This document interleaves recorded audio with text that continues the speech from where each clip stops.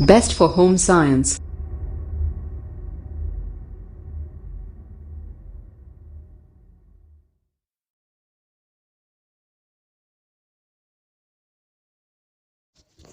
Hello friends, मैं रीना स्वागत करती हूँ आपका आपके अपने YouTube channel to the point में। चलिए देखते हैं दोस्तों, हमारा आज का टॉपिक क्या है। तो दोस्तों, हमारा आज का टॉपिक है आहार के पोषक तत्व, यानी कि इसको हम लोग पढ़ रहे थे आहार के पोषक तत्व, जिसमें कि हमने 2 पार्ट देख लिया। पहले पार्ट में हमने बताया था कि आहार के पोषक तत्व क्या क्या होते हैं, और दूसरे पार्ट में देखा था पार्ट 1, यानी कि पोषक तत्व का पहला पॉइंट हमने देखा था विटामिन। ठीक, विटामिन देखा था, जो कि विटामिन हम लोगों ने देखा था, जो कि विटामिन में क्या कि विटामिन, सॉरी यहाँ पे देखिए विटामिन होना चाहिए था थोड़ा से। तो विटामिन देखा था, विटामिन जल में घुलनशील होता था। विटामिन 12 होते हैं, यानी कि 12 प्रकार के होते हैं, जिसमें कि हमें आज 3 पार्ट में, यानी इसके पार्ट नंबर 3 में हमें देखना है विटामिन विटामिन विटामिन B1। ठीक, देखना है B1, जिसका रासायनिक नाम हमने आप लोगों को बताया था। विटामिन B1 का नाम होता है थायमीन, यानी इसका वैज्ञानिक नाम होता है थायमीन। तो हम लोग थायमीन के बारे में पढ़ेंगे आज। चलिए देखते हैं थायमीन। देखिए दोस्तों, विटामिन B1, थायमीन अथवा विटामिन B1 की खोज बेरी नामक रोग के लिए किया गया था। ठीक, इसके रोग के लिए किया गया था। इनके कारणों को देखिए, इसके संदर्भ में 1880 ईस्वी में डॉक्टर तारकी जो ने इन्होंने इसके प्रारंभ की थी। किसके लिए प्रारंभ किया था? वो बेरी नामक रोग के रोकथाम के लिए इन्होंने इस पर रिसर्च करना प्रारंभ किया था। इसके बाद 1897 ईस्वी में आइकमैन तथा 1911 में फैंक महोदय ने, यानी फैंक महोदय कौन है? फैंक महोदय ने विटामिन की खोज सर्वप्रथम की थी।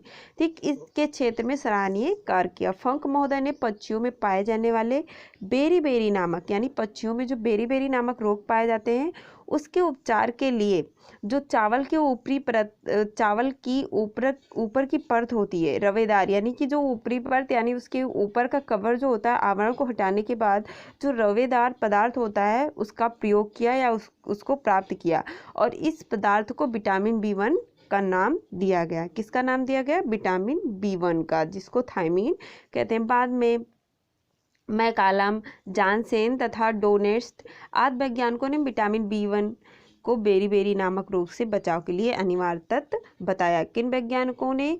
मैकालम ने तथा जानसेन और डोनेट्स ने। ठीक, इन्होंने क्या किया कि इसको बेरी नामक जो रोग होता है, उसके रोकथाम का बचाव के लिए एक अनिवार्य तत्व बताया। इसके बाद 1935 ईस्वी में विलियम्स ने विटामिन B1 की रासायनिक संरचना को ज्ञात किया तथा पता लगाया कि इसे थायाजोल, ठीक, थायाजोल समूह उपस्थित होता है, इसलिए इसे क्या कहा गया? थायमीन। तो इसका वैज्ञानिक नाम मैंने आपको बताया। विटामिन B1 को क्या कहते हैं? थायमीन कहते हैं। पेपर में अक्सर ये पूछ लिया जाता है कि विटामिन B1 का वैज्ञानिक नाम क्या है, तो विटामिन B1 का नाम क्या है? थायमीन होता है। और इसको ये नाम किसने दिया? यानी कि इसकी संरचना विलियम्स ने इसकी संरचना, रासायनिक संरचना को ज्ञात किया, और ये थायाजोल नामक समूह से इसमें समूह उपस्थित होता है, इसलिए इसको क्या नाम दिया गया? थायमीन दिया गया। तो दोस्तों इतना याद रखिएगा।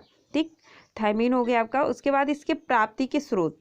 ठीक, अक्सर पूछा जाता है कि थायमीन या विटामिन B1 के प्राप्ति का स्रोत क्या है। तो इसका प्राप्ति का स्रोत देखिए, विटामिन या थायमीन को विभिन्न स्रोतों से प्राप्त किया जाता है, जैसे कि आपका विटामिन वसा से, तेल तथा शर्करा को छोड़कर अन्य अधिकांश खाद्य पदार्थों में उपस्थित होता है। किन किन चीज़ों को छोड़ना है हमें दोस्तों? तो वसा, तेल तथा शर्करा को छोड़कर अधिकांश खाद्य पदार्थ जितने भी होते हैं, सब में उपस्थित होते हैं क्या? थायमीन उपस्थित होते हैं। गेहूँ, चावल की ऊपरी परत तथा अंकुरित धान्य, ठीक, मूंगफली, हरी मटर, विभिन्न फलों के रस, सूअर की मांस आदि में पर्याप्त मात्रा में विद्यमान होता है। क्या विद्यमान होता है? विटामिन B1 या थायमीन।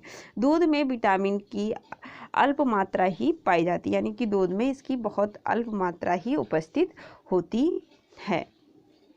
आगे हमें देखना है विटामिन B1 के कार्य। क्या देखना है? विटामिन B1 के कार्य एवं महत्व। शरीर के लिए थायमीन के कार्य और उपयोगिता का निम्नलिखित विवरण निम्नलिखित है। चलिए, कार्बोहाइड्रेट के चयापचय में योगदान। चयापचय यानी कार्बोहाइड्रेट, जो हम भोजन के साथ कार्बोहाइड्रेट लेते हैं उसके पाचन में क्या करता है? थायमीन मदद पहुंचाता है, यानी कार्बोज के चयापचय की प्रक्रिया को उत्प्रेरित कर देता है। इसके कार्य को उत्प्रेरित करके उससे अधिक जल्दी पाचन करने में सहायता प्रदान करती है। दूसरा है तंत्रिका तंत्र के संचालन में योगदान। तंत्रिका तंत्र यानी कि आपके न्यूरॉन जो होते हैं उसको, यानी थायमीन पर परिधरीय, ठीक, तंत्रिका तंत्र के कार्यों को उचित संचालन में महत्वपूर्ण भूमिका निभाती है, ठीक, उसे उत्प्रेरित करती है। इसकी न्यूनता हो जाने पर पैर की मांसपेशियों में खिंचाव आने लगती है, आंखों के आगे अंधेरा छाने लगता है, चक्कर आने लगता है, कब्ज हो जाता है तथा कानों के भनभनाहट सी होने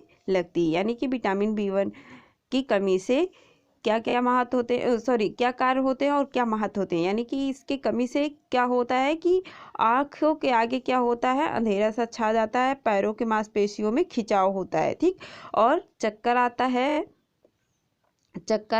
कब्ज हो जाता है, कानों में भनभनाहट सी होती है, जो कि विटामिन B1 की कमी से होता है।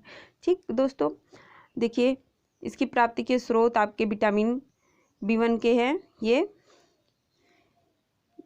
उसके बाद आता है इसकी कमी के परिणाम।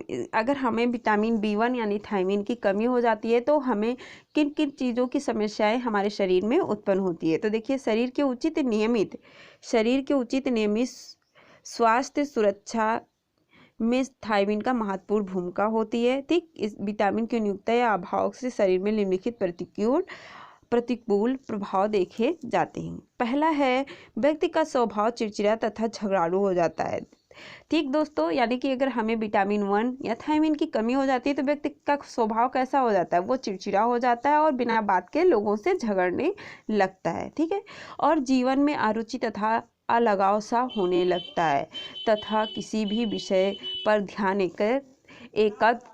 एकाग्र करना कठिन हो जाता है, ठीक। यानी कि अगर हम विटामिन E की कमी हो जाती है हमारे शरीर में तो हमारा पढ़ाई में ध्यान नहीं लगता है, किसी चीज़ को हम एकाग्र रूप से उसको नहीं पढ़ सकते हैं, ठीक।